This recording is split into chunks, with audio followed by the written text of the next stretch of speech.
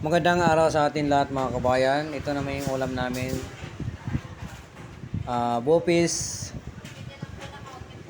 Bopis. Meron toppings na carrots. Ito naman yung lumpiang obod. Yan ang sauce niya, medyo matamis, may peanut. Yan ang sauce niya, no.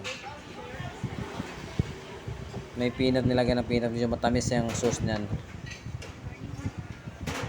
Ito naman yung fried chicken. Fried chicken, mga kabayan. Nakakatakam. Maraming ulam. Ito naman yung spicy beef, mga kabayan. Ni-request na dito yan sa amin. Kasi masarap daw.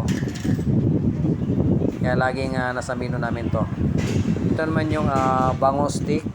Tapos yung fried fish, galunggong. Kasi kailangan may isda. Ito rin, galunggong to siya. Bali, sarsyado naman siya na may egg. Fish sarsyado. Wow, sarap. Ito naman yung kulay, yung sayo, upo.